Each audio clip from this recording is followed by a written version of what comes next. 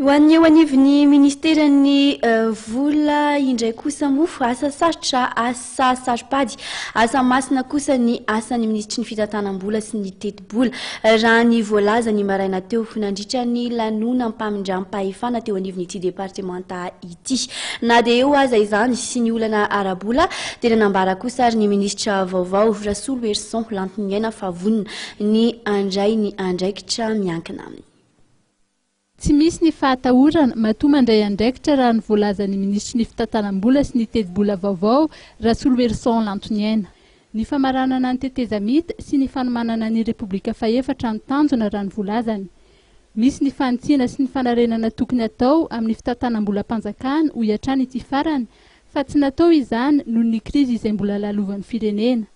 Na dia eo aza ny olana izay misy, dia tsy maintsy voalohany ka raha mampiasa mpanjakana raha ny voalazany, ary efa misy ny paikady efa voapetraka satria dia efa nandray anjara tamin'ny famahana ny olana ekonomika ny tenany noho ny andraikitra izay efa nisahaniny teo anivon'ity departementa ity. Nanamafy ny mahazava-dehibe ny fandraisan'ny rehetra anjara sy ny fiaraha-miasa ny tenany.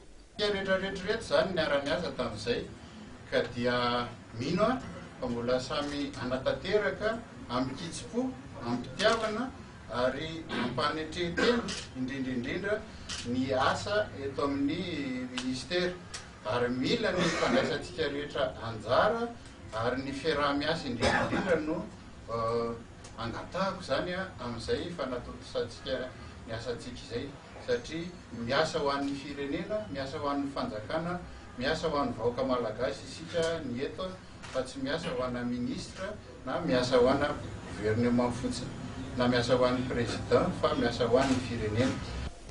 Tahaka ny fafanao isan-taona dia tokony irosona amin'ity volana ity raha ny voalazany ny fankakevitry ny sehatra tsy miankina mba hamolavolana ny teti-bola mpanjakana 2024.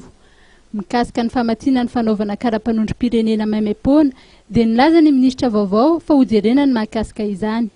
Raha maso tsara ihany koa ny fandaniam-bola mpanjakana raha ny voalazany eo anatrehan'ny olana izay sedran'ny tairim-bola mpanjakana. Ny maraina teo moa no notanterana ny famindram-pahefana sy ny fanaovam-beloman'ny ministra teo aloha Hery Rajaonarimampianina izay nisafidy ny ilalao amin'ny kianja bebe kokoa noho ny kianjan'ny ministeran'ny fitantanam-bola sy ny teti-bola izay nionana tamin'ny mpiasa. Nambara ny fantaratry ny fandraisana andraikitry ny tsirairay ny kianja izay samy manana andraikitra mba ahatafiditra baolina. Efa taona no nitantanan'ity faran'ny ministera ary ny asa vita sy ny painga voavatika no voalazany fa vavolombelon'ny mpiasa.